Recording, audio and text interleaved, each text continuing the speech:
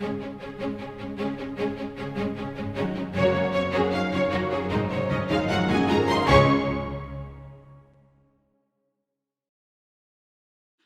to Raising Grace. I'm Sister John Dominic, a Dominican sister of Mary, Mother of the Eucharist, and I have with me Dr. Karen Villa. She will give you an introduction to herself in just a moment. But I have been working, as you may know, in Catholic education now for over 35 years, and then in religious life now for over 40. That's amazing. And in my work in Catholic schools, actually I served as a principal for like 20 years, that's where we got to know one another. That's right. And then also as a teacher for more than 15. So I have this deep love and passion, for Catholic education. And from that has come the work in Disciple of Christ, Education and Virtue, and developing resources for schools. But there's been a really a passionate topic that Dr. Karen Villa and I have been working on together. So I thought maybe if you can hear her background, and then maybe you'll be able to draw the conclusion and be like, oh, now I know why they're together. Right. So, yeah, I'm so excited to be with you and your team here today to talk about Raised in Grace and Made for Wholeness. It's always interesting where history places you. So I was training to be a neuropsychologist, a clinical neuropsychologist in the decade of the brain. And there was this huge paradigm shift going on in the decade of the brain where a lot of our long-held notions were being challenged by the new neuroscience that was coming out of that decade. And it culminated in a field called interpersonal neurobiology. So I did a couple of postdocs, and then I was raising my children and starting my private practice. And I found myself really focused on interpersonal neurobiology and neurodevelopment.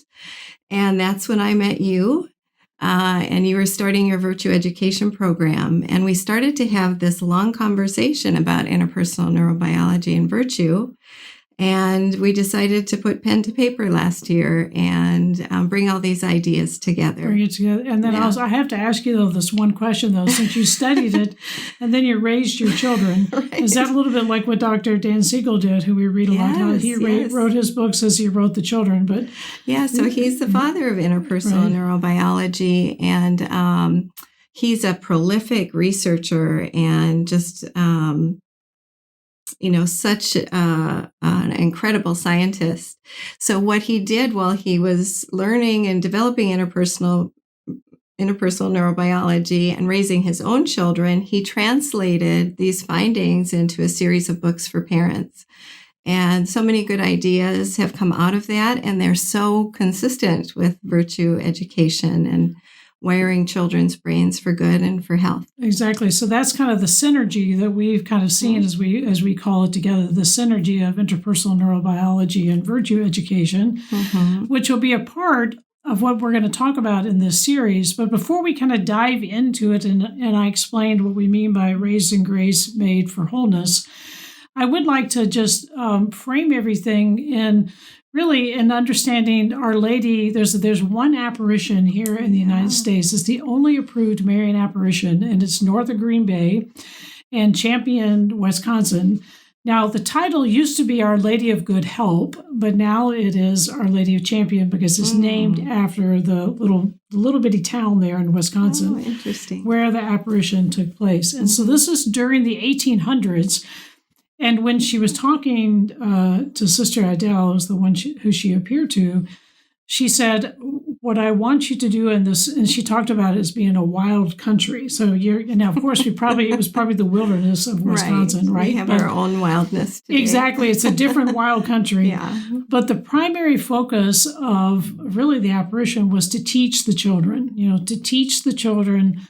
all that they need to know for salvation. And one of the things that she asked them to focus on was really how to make the sign of the cross, to make a reverent sign of the cross, which is something that we've picked up on, which we'll talk about a little bit later in the show, but just the importance and the beauty of making that sign of the cross and bringing as a way to kind of bring us together and understanding that relationship with Christ. So just kind of pray to her, really, as you're raising your children, as you're teaching children, And if you're actually in Wisconsin, just north of Green Bay, make a pilgrimage there. I've made several of them there. Oh, my goodness. That's and I've entrusted this work that we're doing with Raised in Grace, Made for Wholeness, to her care.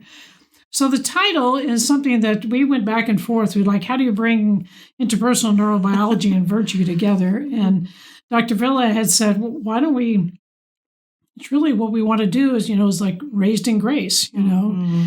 And when we understand what we mean in our Catholic faith about the word grace, grace is our participation in God's life, Mm-hmm.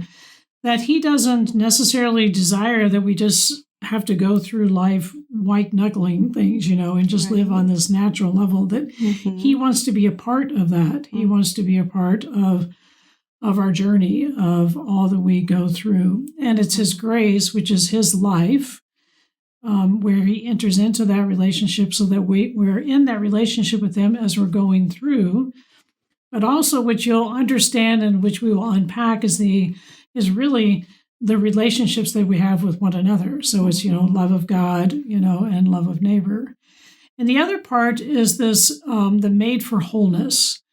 And the fragmentation, when we'll talk about this in the next episode about, why this was a needed study, but this wholeness that we're body, soul people, that we're not just these spirits walking around. And that's really where we come together with my understanding with the theology and the spirituality and your understanding with the brain. So why don't maybe you kind of say how you see this understanding with the body and the soul coming together. Yes. Yeah. Well, I think the decade of the brain and all of the findings were his grace to us, because it's clear that we haven't been getting it right with children in a lot of ways. And I think children were the biggest beneficiaries of those findings from the decade of the brain. So he gave us this grace.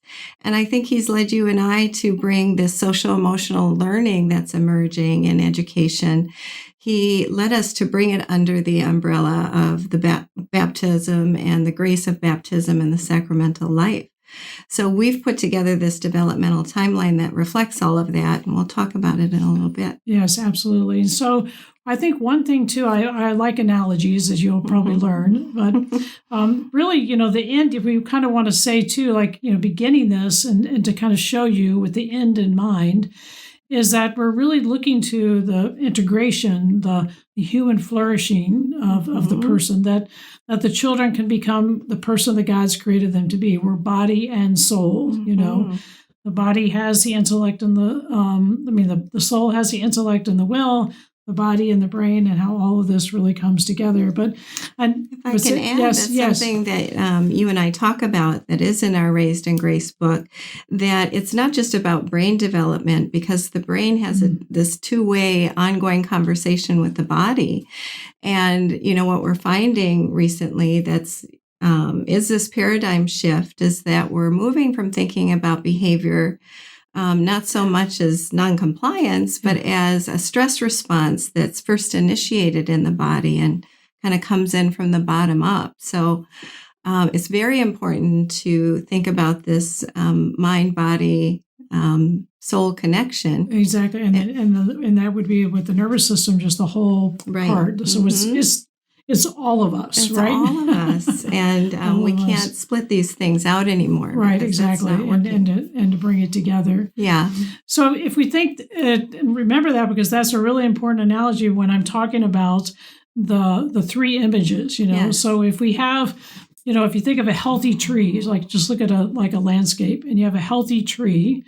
And this tree, which we would also make that correlation with the virtue tree, where you see at the roots are the theological virtues of faith, hope, and love.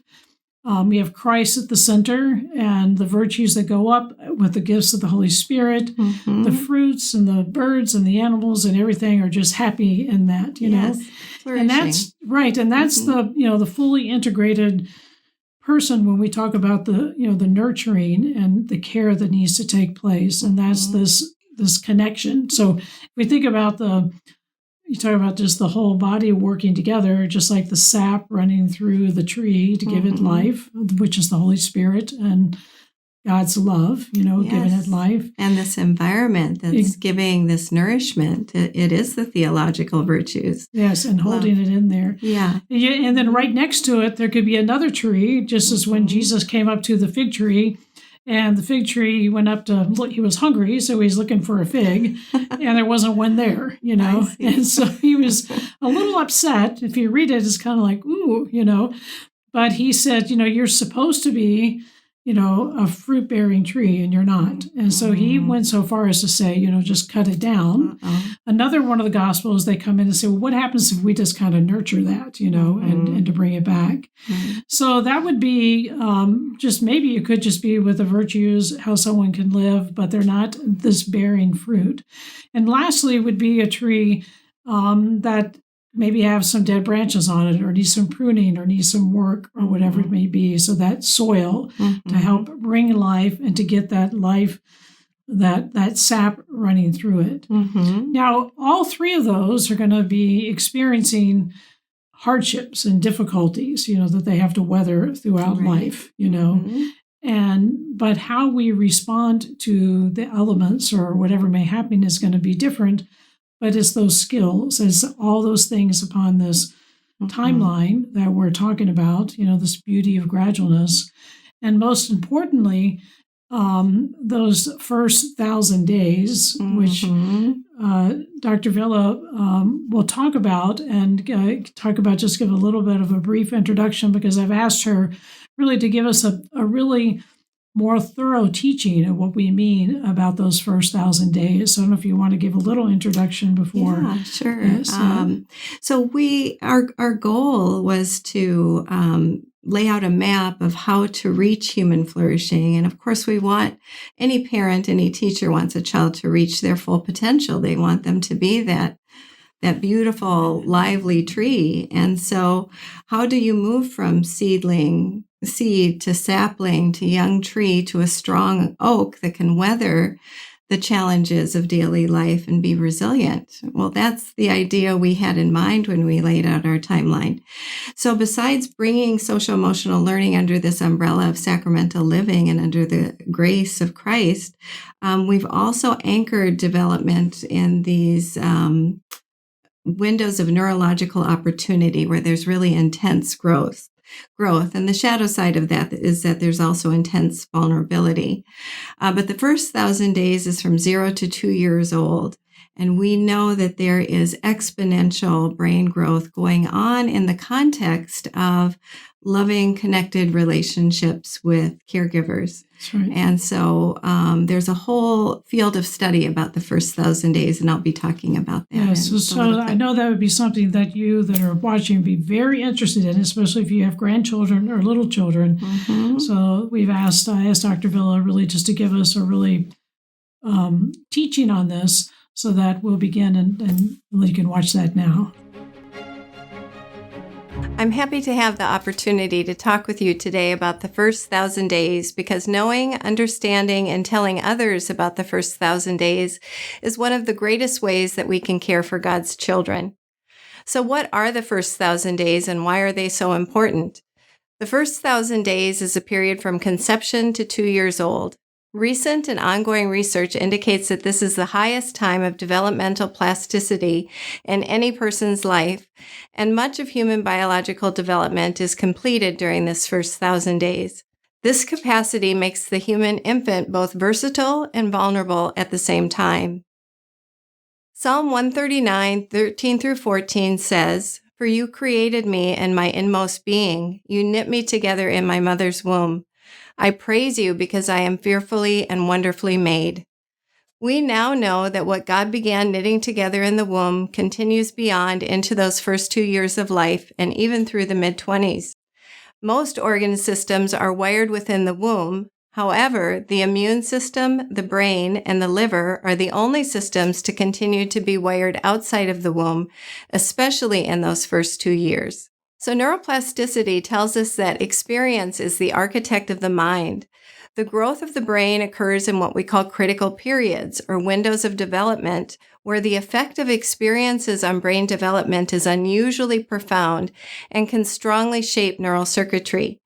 It's evident that a child's interactions with their caregiver is perhaps the most powerful determinant of their future health and well-being.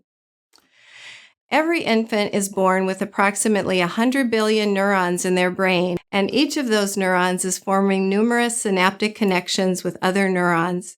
Here's an illustration about how much of that brain wiring is going on in those first 2 years.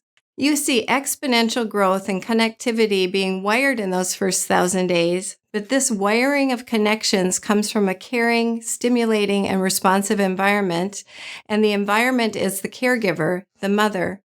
Early nurturance from the mother sets up how a newborn's emotional, mental, and physical development will unfold. 97% of the energy that an infant takes in is going to their brain development. Science shows us that all aspects of brain development are peaking and developing before the child is 4 years old. As a matter of fact, research in neurodevelopment reveals that an infant's environment can increase or decrease their brain connectivity by up to 25%. And the more connections, the greater the brain's ability to process and learn in the future. If the pregnant mother is stressed and has high circulating levels of the stress hormone cortisol, that will of course affect the baby because they share the same blood supply. Heightened exposure to stress in the womb then leads to greater reactivity to stress after birth, as well as longer-term problems with emotional and cognitive functioning. We know in animal experiments when pregnant mice were given the smell of peppermint along with a mild electric shock, when then the baby mice were born, they were never given electric shock, but they would have a stress response to the smell of peppermint. And now we also know more about the fact that what happened to your parents or grandparents in their lifetime, and even before that, also has an effect on your neural wiring, a field called epigenetics. We don't inherit the genes that our parents were born with. We inherit the expression of their genes at the time of conception. Basically, positive early experiences build neuronal connection while adverse experiences disrupt neuronal architecture. The baby is wired to seek and find the face of its mother, her human voice, and her touch. And this is wiring the functioning of the baby's organs, their immune system, and their brain.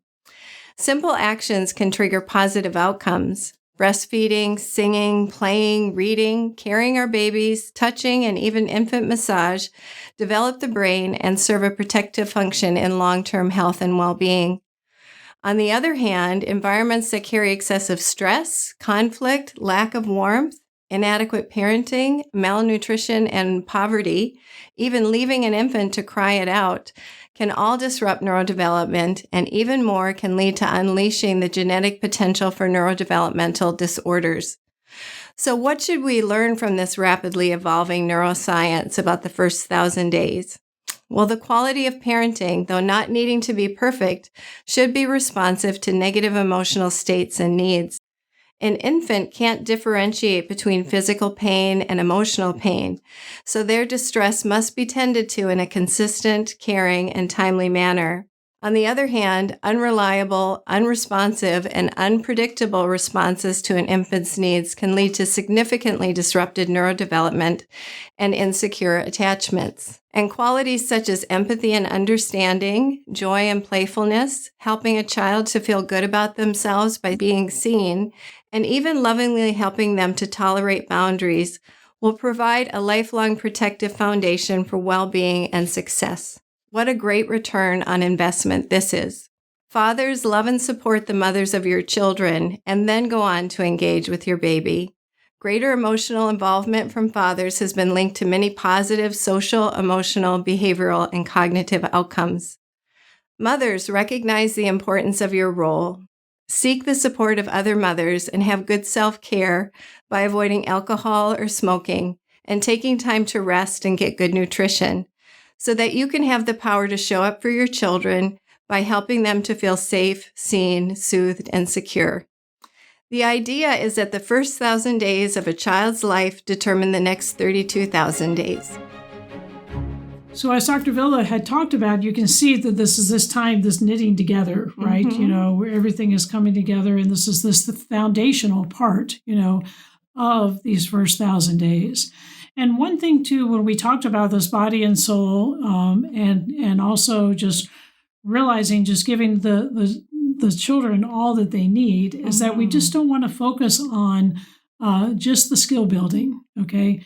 It's the skill building, but also it's the skill building, as I mentioned at the beginning when I talked about grace, where we're lifted up into, God's life, that He is with us, that we have this connection, And then when we talk about even understanding our emotions and our feelings, how virtue, kind of comes in and brings those into our life. Exactly. Right? Balances out and brings it together. And as I mentioned with the apparition, with Our Lady of Champions, she talked about the importance of teaching, children the sign of the cross, And the other thing we like to talk about is this understanding of a still point of grace. And that comes from the Carthusian motto, where the cross of Christ is still, okay, as the world turns. As the world turns. It almost sounds a little bit like an old soap opera in Days to Go, right? But it is the world is still turning. Chaotic world for children today. And we do need to be still ourselves, and we need to, bring them into a state of stillness. Yes. And so when we understand this, making this, this sign of the cross, an intentional sign of a cross, that's a way to bring us, to remind us of our baptism, this moment when we're brought into the life of God, brought into the life of the Trinity, the Father, Son, and the Holy Spirit, and to live from this point where we're recognizing that, that He is with us. And again, there's the difficulties that we all are going to encounter, and they're not going away, but when we walk with Christ and He's with us and strengthening us.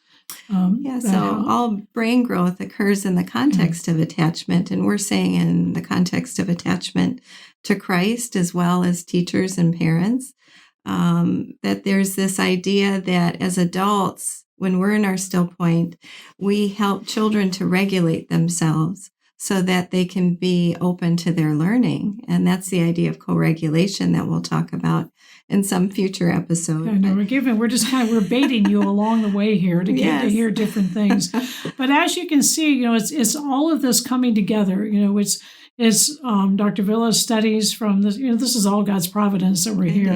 Her studies in the neuroscience, raising her children, continuing her practice, which you still have today, meeting with people.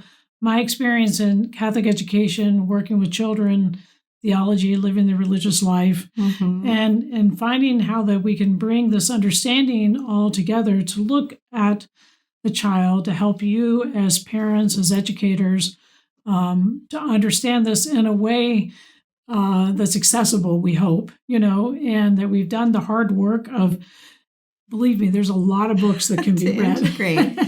But I would add that one of our subtitle is The Beauty of Gradualness. And, kids are in such a hurry to grow up these days. Parents are in such a hurry to have them grow up. I think in education, we're rushing things too much, teaching them math concepts before they're ready for them. And the world is so chaotic and trying to get them to grow up so quickly. So the beauty of gradualness is about this idea of neuroplasticity, and that it's the small daily experiences over time that do provide that firm foundation and make that strong oak that's resilient to the challenges of life when they transition to young adulthood. And virtue education is part of that. These are the brain foundations, the small daily experiences and character education that makes for that resilience and health when they arrive to young adulthood. And this is such a message of hope. I think that, some of you may be thinking there's so much going on, in the world and the culture. And then, when there's so much coming, how do I pick what to do? And I think the beauty of what to listen to, right? Exactly. It's like, what voice do I listen to? Exactly. And then when we, if you understand this beauty of the neuroplasticity, is that our brain is always is this opportunity of rewiring itself. That God doesn't just kind of like, you're not stuck, Which we used to think. We used to think we were stuck. One of the huge paradigm shifts. It's now taken, 20 years to come into kind of everyday understanding. So you see that, and this is the body. So our brain is not stuck, right? This neuroplasticity that it can be rewired. We know that our soul isn't, that we always have this opportunity of forgiveness. We have the opportunity of conversion, the opportunity constantly, day in and day out, living in God's grace, where He's renewing us and refreshing us and helping us to become whole, to become the person He's created us to be. In His plan, and now we know it's in His design. Everything. So that's worth listening to, I think. Exactly. So if you will continue, we're going to, the next time we come together, as we've talked in this thing, we've given you just a little taste of what's coming. You'll see that we have a timeline that we've developed, which we refer to as the beauty of gradualness. Dr. Villa gave you a wonderful understanding of the importance of those first 1,000 days, talked about the still point of grace. So maybe the next time you make your sign of the cross, you can think about that as a very intentional moment of thinking of your baptism, to calling upon each person of the Blessed Trinity to bless you in that moment of tenseness or whatever it may be. And then also seeing how all of these things come together. The body and the soul come together for wholeness, really wholeness or holiness. Right. Holiness is really becoming the person God has created us to be. So what we will do in the next episode is we're going to take a look at why this is a needed study, to kind of shine a light on some of the things that are out there and continue this message of hope, which is going to be the thread that's coming in and out of each show. So thank you for joining us, and we'll see you in the next episode.